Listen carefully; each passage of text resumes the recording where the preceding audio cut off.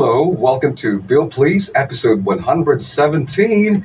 This is brought to us by PACCOR, Philippine Amusement and Gaming Corporation, and Freshman Masculine Wash. I'm Billy. Thank you very much for watching. Thank you very much for listening and for joining me today, May 20, 2026. Thank you so much for watching. Always this midweek show, 10 o'clock to 10:30. What is the topic for this episode? Pet cats. Pet cats. Who among you love and adore cats? If you just love cats, you can be called an allurophile or a felinophile. Pet cats, well, they are very, very cute creatures. Cats are the Felis catus, and these are small carnivorous mammals, and we just want to keep them for companionship, and sometimes they rule the house. Yes, they're royalty. They need also special treatment and special attention. Feel free to give us your reactions and comments, and we also do shout outs. We can be seen live on Facebook, 96.3 W Rock, also on Instagram and TikTok. Stars are very much welcome. Pet cats, Felis catus, they are adored for their cuteness and for their behavior quirks. Pet cats are fascinating, highly specialized creatures, sharing 95.6% of their genome with tigers. So, cat family, very cute cat. How would you react when you see a very cute cat? Well, sometimes I do baby talk.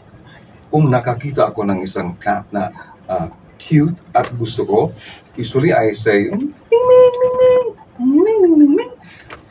Yun. I make I have my own cat language. They are the masters of the night. Ang mga pusa po ay nakakita ng sa dilim. 1/6 the light required by humans, can leap 6 times their height, and have unique fingerprint-like nose ridges. That's what makes cats special. Did you know that cats have 18 toes? 5 on the front and 4 on the back. Cats have 230 bones, 24 more bones than humans. Cats have very small collarbones, functional, but they are buried sa loob po ng muscles. That's why yung cat, they can compress their bodies, they can squeeze themselves through any opening kung saan makapasok yung kanilang ulo. So cats are very flexible. And because yung mga claws po ng mga pusa, they curve downward, they can climb trees or posts easily. But when they go down, hindi po sila makagamit sa kanilang claws going down, but they have to move back. Kasi yung claws nila, pag ganon. So, paakyat, pwede, pero pababa, usually yung cats, they must back down. Question, ilang whiskers meron ang pusa? Most cats have 12 whiskers arranged in 4 rows on each cheek. Now these whiskers are very sensitive, and this part of the face also contains small glands that smell like your cat. How well do you know your cat? How many cats do you have at home? Let us know. You can also share with us the names of your ming, your pusa, your cat, your pussycat, pet cats, pusa. Our topic for today. In case you didn't know, yung tenga po ng pusa, it has 32 ear muscles. That's why yung pusa po, yung kanilang mga tenga, nakakamove, they can pivot 180 degrees using 32 muscles. Marites po ang pusa. Madaling makinig, madaling makadetect ng mga daga ng mga mouse. Di ba? Steady lang yan. Sa posisyon lang yan. Pero very quick and alert yung pusa. Ilang sense? Konting movement doon sa gilid, gumagano na. At saka yung tenga, their ear muscles, they have a lot of ear muscles. That's why madaling mamove nila ang kanilang mga tenga. Studies show that male cats, yung mga lalaking pusa, they are left-pawed. Kung sa tao pa, left-handed. So usually, left-handed po ang mga male cats. Yung mga female cats naman ay right-handed. Ilang oras natutulog ang ating mga pusa? Usually, 13 to 16 hours a day. And that's approximately 70% of their life. Yun, tulog. 13 to 16 hours a day. Kung 24 hours, so yun, gising sila ng 9 or 8 hours. Yung mga pusa, they can taste smell.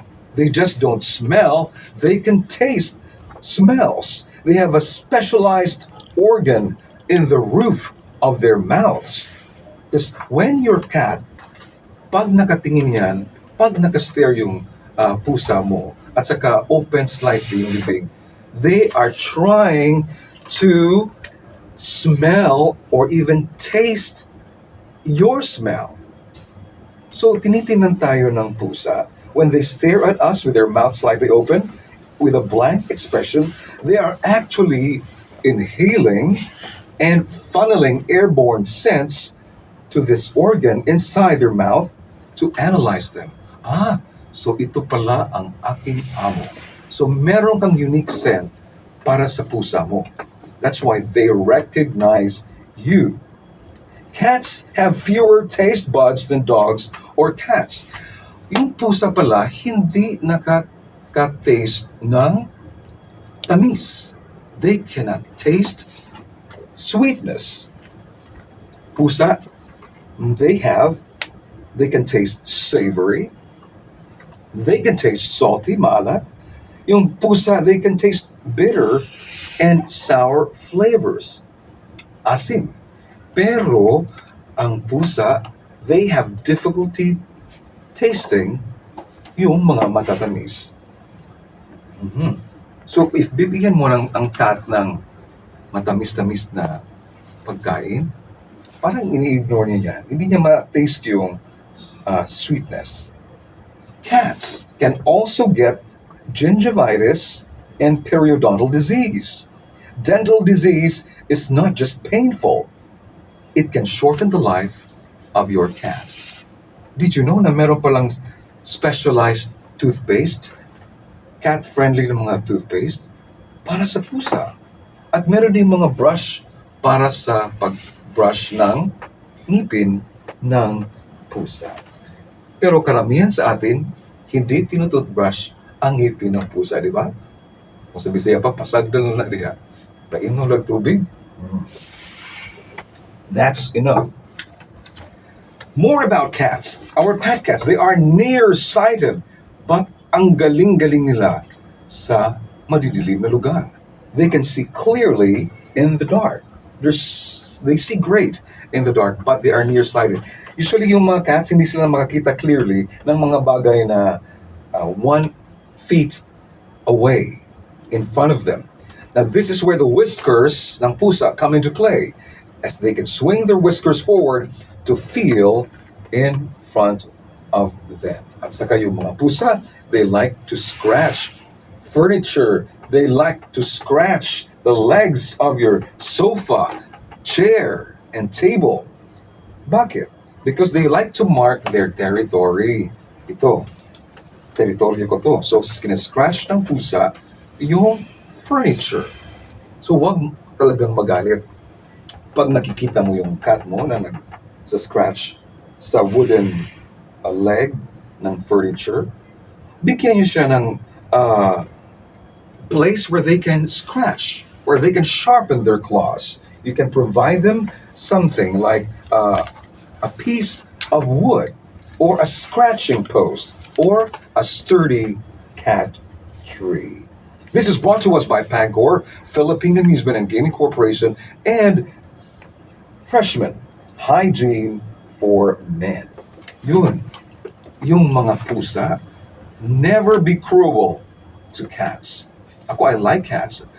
I had cats when I was young. Alam ko naman kasi na may nagbabantay, may nagpapakain, at may naglilinis po sa mga pusa namin. But since I live alone now, no one's staying in the house, so I find there's no need for me to have a pet cat. So yun, meron akong cats before, and I named them after the characters sa TV series na Flor de Luna, starred by Janice de Belen. Tinawag na, may pusa kami, we named her Suling. Yun po ang housemaid sa show na Flor de Luna. Meron din yung Tibor, yung houseboy sa Flor de Luna. So we named our cats Tibor and Suling. And since I'm William, yung real name ko William, meron kaming pusa noon and we called her Wilma. Wilma. Okay. Anong mga pangalan ang naibigay nyo sa mga pusa ninyo? Pet cats. Pag meron pong mga tao na takot sa pusa, and they are the ailurophobes. Meron yung tinatawag na ailurophobia. This is a dread, a morbid dread of cats. Takot sa pusa. I went to a party before, I think two months ago. May bata, mga 8 years old, na talagang takot sa pusa. Maybe she had a bad experience with a cat. Kaya when she went to this party, and then yung owner po ng bahay, they have 27 cats. Ang daming cats sa bahay nila. So, yung bisita, yung bata, kasama yung mga parents, when she saw the cats, she suddenly stiffened. Parang gumano siya, hindi makagalaw, and then talagang natakot siya, pero hindi naman siya nagpanic. May mga tao talagang takot sa pusa. I am not afraid of cats. I like cats, but I don't like cats na yung aggressive. At saka yung bulingit. Many thanks to Anthony Tusi there in Manila. Thank you for the digital work. Of course, meron kaming flash dito. Thank you so much for promoting our show. Makikita po yan sa aming Facebook page. And thank you, Anthony Tusi, and also to Strobs Hodrial for the promotion of this show sa mga social platforms po namin. This is Billy, and we'll continue with this talk after this radio commercial break. Light work time is 10:15. Welcome back sa radio po namin. Live po ang Bill Please, episode 117. And thank you very much for watching and for tuning in. Let me continue talking about your cats, male cats na hindi po kinapon, or these are the intact males. They are at a greater risk of having UTI pag hindi po nakapon yung pusa. On the other hand, yung neutered males tend to live longer. Take note, mas mahaba ang buhay ng mga male cats na neutered po. Neutered domestic males are typically not aggressive. Naging soft po at gentle ang mga pusang na kapon po. Neutered males don't typically spray if neutered before sexual maturity. Neutered males that have been raised indoors are less likely to try to get outside. Parang naging introverted ang pusang lalaki pag sila po ay na-neuter. So intact males, yung hindi po nakapon, they like to roam around. They like to go outside and look for female cats.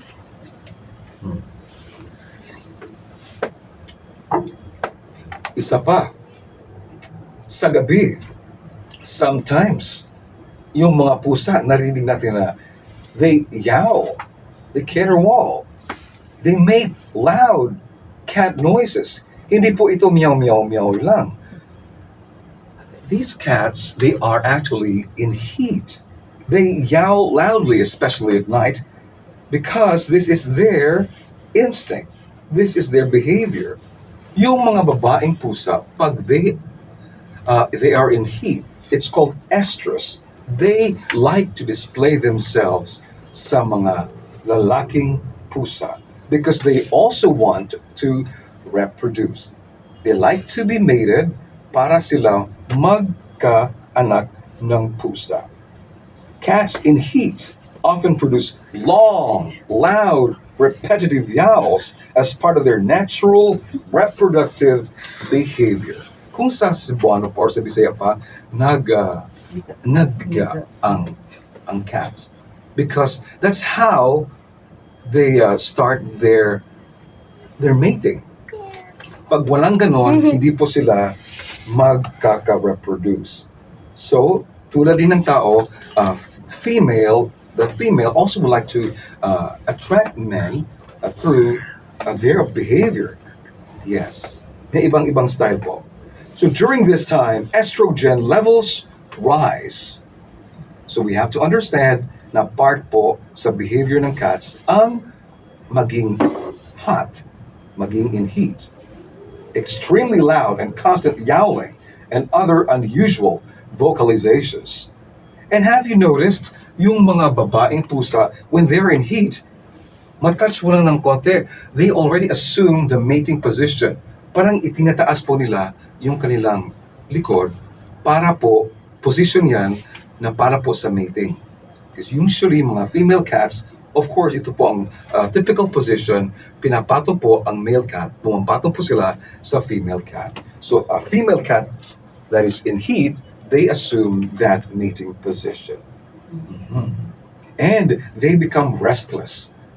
Yung mga pusa po, pag in heat, they doon sila sa sahig, and then they somehow rub their backs sa floor. And then, maganon-ganon yung mga actions nila. Bakit ang pusa, they like to knock off things from the table? Have you noticed sa mga videos at sa mga reels, may isang bagay on top of a table or any flat surface at tinitingnan niya ng pusa at saka ginagano, kahit ano yan, baso ba yan, pagkain, bola, whatever, kung ano ang nakikita ng cat, it's their instinct because they want to check if it's something that threatens them, if it's prey, because they like to find out kung ito ba ay kaaway nila. So, if it's knocked off from the ledge or the table, and it's also attracting the attention of humans. They also get bored. Yung mga pusa na understimulated, yung mga pusang wala lang ginawa sa bahay, kain, tulog yun, di lumalabas, they want to attract attention po sa mga humans nila. So, they like to knock things off from flat surfaces. Good day to you. Good evening there in the US. Can cats see color? Nakakita ba ang mga pusa ng kulay? Yes, they can. But hindi yung full spectrum ang nakikita nila. Most expensive cat in the world is the Ashera cat. The Ashera cat breed. Presyo, ha? 75,000 to 125,000 US dollars. Isang Ashera cat lang ang breed. 75,000 times 61 pesos. So, milyones na pala ang isang Ashera cat. The oldest cat in the world, Cream Puff, lived to be 38 years old. Ilang taon usually buhay ang mga pusa ninyo? Ang iba, 12. Ang iba, 15. Ang iba, 10. Or much older. And the most common type of cat in the world, ang pinaka-common pong pusa sa mundo ay ang domestic short hair, often affectionately called a Moggy, accounting for more than 95% of all cats globally. They are not a single breed, but rather mixed breed cats with untraceable lineages and wide variety of colors and patterns. The heaviest cat ever recorded was Himi from Australia who weighed 46.8 pounds. Grabe kabugat. Ang bigat. 46.8 pounds ang pusang si Himi from Australia. The heaviest cat in the world. Okay. I want you, Nina, Chrysler, and Efren. Thank you, by the way, thank you very much for helping me out again in my show, Bill Please. Chrysler Seno, Nina Nilias, thank you, and Efren Batobalonas. Name some famous cartoon cats. Oh, Jerry. Jerry?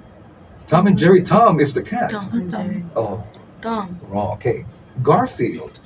Garfield daw. Felix the cat, a famous cartoon cat. Felix. Sa kuwan, Hello Kitty.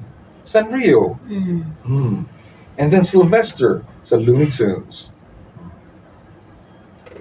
Why do we enjoy watching cat videos?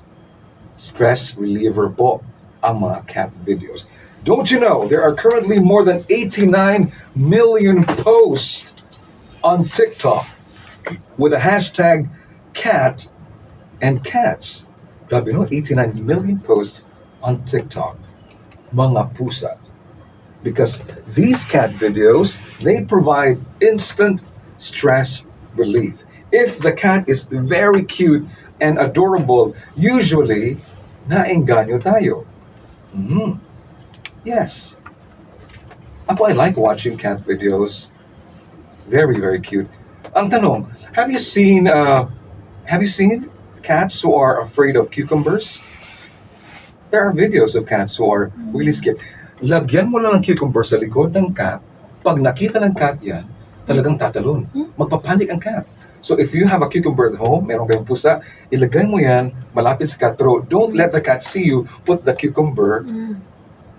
Ang pakal. So dapat, hindi alam ng cat na nilagyan mo ng cucumber malapit sa kanyang likod. Pag nakatilikod na siya, once the cat sees the cucumber, oo, natatakot because the cat thinks that it's a snake, it's an enemy, or it's a creature na, kasi biglaan. Walang cucumber kanina, pero nang kita, talagang ganon. They run. They panic. You can also use eggplant if you like. Because anything that's elongated and dark, yun, natatakot ang mga pusa sa ganon. Why do we like cat videos? Of course, they're a stress reliever. Cats, they trigger in us the instinct in us that we want to nurture.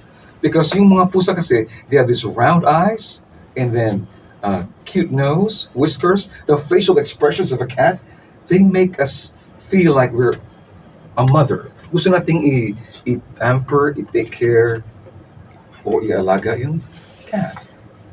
Bihira lang siguro ang taong hindi nakukyutan sa mga kittens. Pag ano mo ng cat? Nina, my first time to know, really? You don't like looking at cat videos. You don't like cats. Why? Okay, so you are an Ailurophobe. Bill, please. Thank you very much. Thank God for cats. If ever your cat passes away, of course, you have to give your cat a good burial. Thank God for felines that relieve us from feeling anxious and stressed out. Salamat sa pusa, and salamat for watching. Thank you so much for enjoying the show. Bill Please will return next Wednesday, May 27, 2026. Maraming salamat, PAGCOR, Philippine Amusement Gaming Corporation. Maraming salamat, Freshman Masculine Wash. And thank you, people, sa Facebook, sa Instagram, and TikTok. God bless you all, and love your cats. Bye-bye.